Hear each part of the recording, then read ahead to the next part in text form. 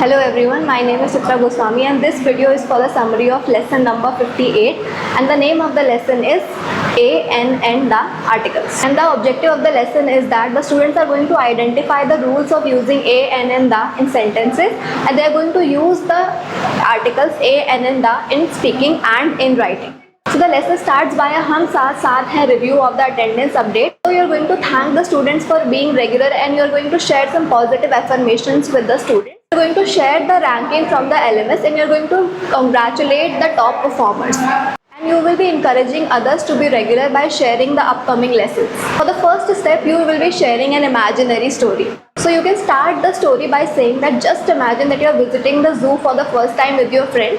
As you are walking around, you see a very colorful parrot in the cage. So you turn around to your friend and you say that look at the colorful parrot. As you move further, you come across another cage with a sign that reads the lion. Now this time you turn around to your friend and you say let's go see the lion. Now you will introduce the lesson to the students by saying that you were able to use A, N and the for describing the animals in the zoo without even realizing it. So these little words A, N and the are called articles. And now we are going to learn and explore how and when to use these articles. Now you are going to ask a question from the students. The question is, have you ever noticed words like A, N and the in sentences, and what do you think that they do? Then you are going to explain with examples. N comes before any word that begins with a vowel sound. However, there are some exceptions. For example, HOUR. Because the H is silent in hour, we say an hour. A comes before the word that begin with a consonant sound. It means most words that start with any letter except the vowels A, E, I, O and U. Now for the next step, you are going to divide the classroom in pairs and each pair will get a challenge to find 3 things in the classroom that use A and 3 things in the classroom that use N. They use body parts, clothing, objects, etc. Later, after 5 to 7 minutes, you are going to call the students onto stage to share one thing that they have found in the classroom with A and N, and the repetition of the same thing should be avoided. After the students are done watching the AV, you are going to conduct a TPS activity. And the question for the TPS is, how do you know when to use A, N, and the? You are going to call on 3 or 4 students to share their responses. After the students have shared their responses, you are going to ask them to open the lesson number 58 of their SAP, and there is a chart given in the SAP, and then you are going to ask the students that you can check your answers if they are correct or not. Later you will guide the students to do the activity A in their SAP. After the students have filled their table, you are going to give the students the answer key to check their answers. Then they should practice reading the sentences aloud with their partner. For the next step, you are going to ask the students to come up with a story of at least 4 sentences and they have to use the articles at least once. Then they will practice saying these sentences to their partner and the partner has to provide feedback on if the articles were being used correctly or not. Then you will call on 3 or 4 students to share their responses with the class. After taking the students' responses, you are going to play a very fun energizer with the students, and the name of the energizer is Coconut. So for playing this energizer, the facilitator has to demonstrate how to make words by using full movement of body and arms. Now you are going to divide the class into 2 groups and you are going to announce a word.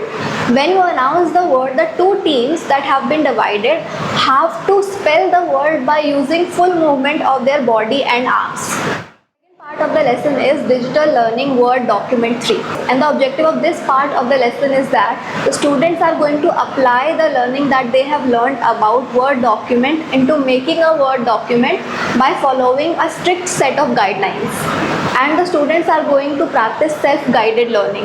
In the first step, you are going to give instructions to the students to sit at the laptop in the groups of 2 or 3.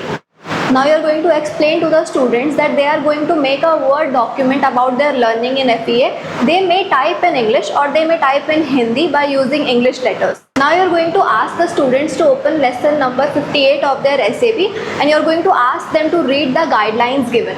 And in case of any query, they can ask you questions. Now you are going to instruct the students that the word document that they are creating should include Provide 25 minutes to the students to complete their work. If any groups are able to finish early, you are going to ask them to help any struggling group, or they can also add things in their list, or they can also add a different formatting to make their document look nice. After all the groups have completed their work, you are going to ask the groups to stand up and move to the laptop left to them. It takes at least 5 minutes to read the original documents. After the groups have read the original document, they can also add comments by using a different colored font. The comment can be about something that the group has done well, and it can be a response about something that they have written in the list also. You're going to repeat the process so that each group can comment on at least 2 other groups. Then they will return to their original laptops and they're going to read the comments that are written in their Word document. After completing this activity, you are going to ask the students to log in into their Duolingo account, and they are going to practice on Duolingo for at least 15 minutes. After the students are done playing Duolingo, you are going to conduct the wrap-up session as done in previous lessons. And you are going to acknowledge the students for what they did well in the lesson, and you are going to conduct the pledge. Thank you so much.